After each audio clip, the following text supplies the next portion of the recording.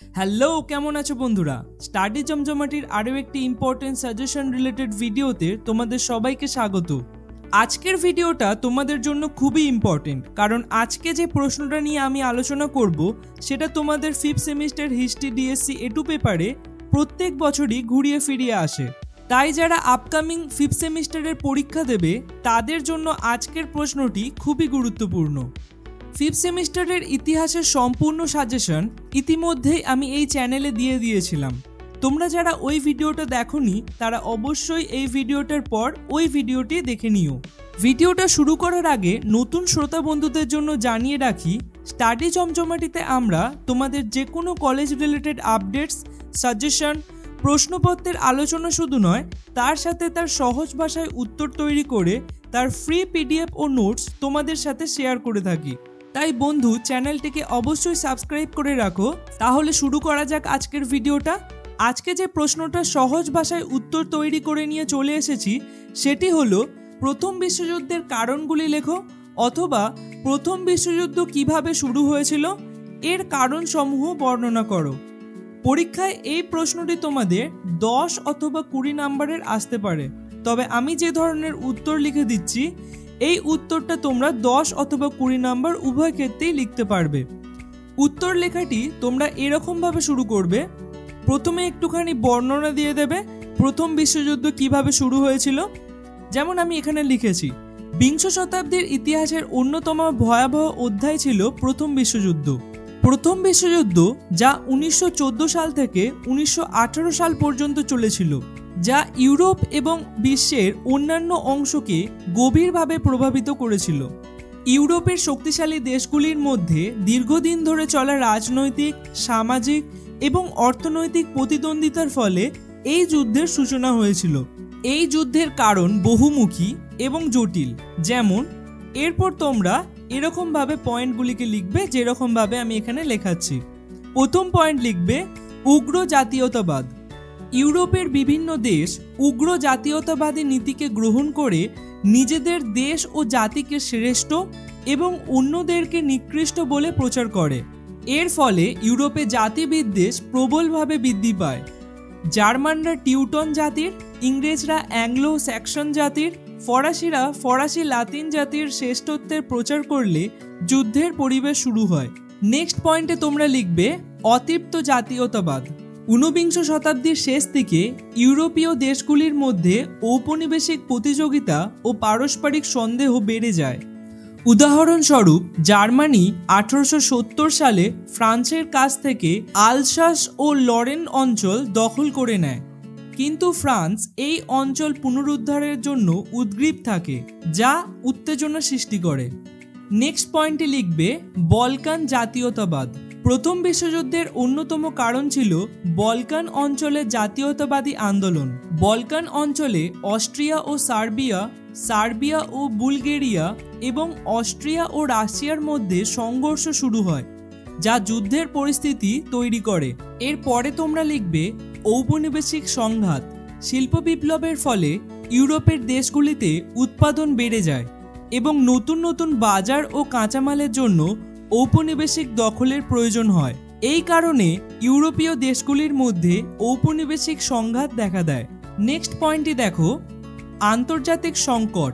বিভিন্ন আন্তর্জাতিক ঘটনা যেমন মরক্কো সংকট এবং আগাদির সংকট প্রথম বিশ্বযুদ্ধকে ত্বরান্বিত করে। এই সংকটগুলি আন্তর্জাতিক সম্পর্কের উত্তেজনা বাড়ায় এবং যুদ্ধের পরিস্থিতি তৈরি করে। এর পরের পয়েন্টে লিখবে দার্শনিকদের ভূমিকা। প্রথম বিশ্বযুদ্ধের কারণগুলির মধ্যে অন্যতম হল দার্শনিকদের ভূমিকা। দার্শনিকরা অনেক সময় তাদের মতবাদ দ্বারা জনগণকে প্রভাবিত করত, যা প্রথম বিশ্বযুদ্ধের পথকে ত্বরান্বিত করেছিল।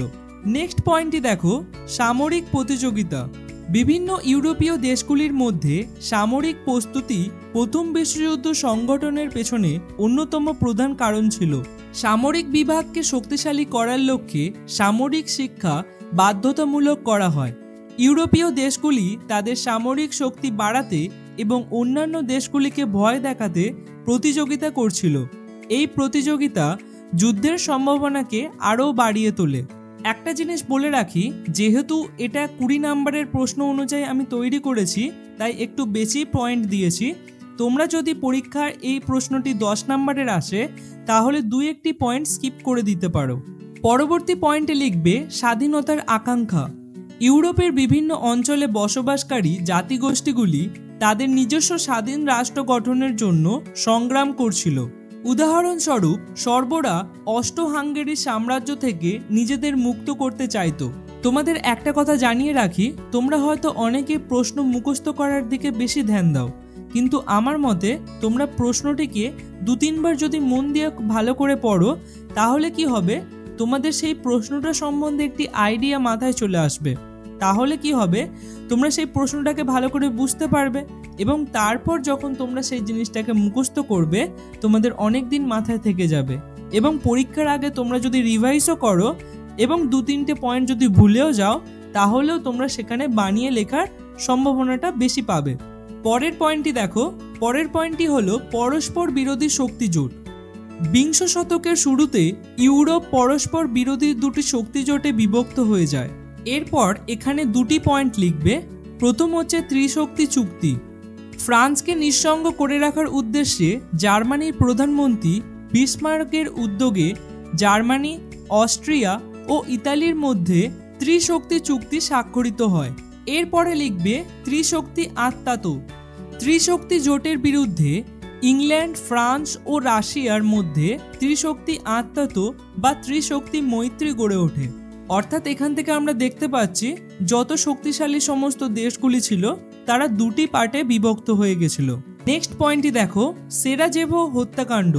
1914 সালে 28শে জুন অস্ট্রিয়ার যুবরাজ ফার্ডিনান্ড ও তার স্ত্রী সোফিয়া বনসিয়ার রাজধানী সেরাজেভো পরিভ্রমণে গেলে স্লাভ সন্ত্রাসবাদী সংস্থা ব্ল্যাক হ্যান্ড বা ইউনিয়ন অফ ডেথ এর সদস্যরা ন্যাভরিলো প্রিন্সেস নামে এক বসনীয় ছাত্রের হাতে তারা দুজনেই নিহত হন। এই ঘটনা সেরাজেভো হত্যাকাণ্ড নামে পরিচিত। পরীক্ষায় 10 নম্বরের যদি প্রশ্ন আসে এই 2টো পয়েন্টকে অবশ্যই লিখবে এবং এর পরের পয়েন্টটি অর্থাৎ উপসংহার, সেটি 10 নম্বর হোক বা 20 নম্বর উভয় ক্ষেত্রেই তোমরা লিখবে। উপসংহারে লিখবে প্রথম বিশ্বযুদ্ধের কারণগুলি ছিল জটিল এবং বহুমাত্রিক।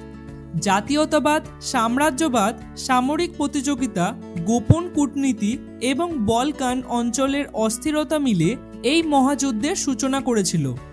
এই যুদ্ধের ফলাফল ইতিহাসের ধারাকে রদবদল করে দিয়েছিল। আশা করছি তোমাদের আনসার রাইটিংটি খুব ভালো লেগেছে।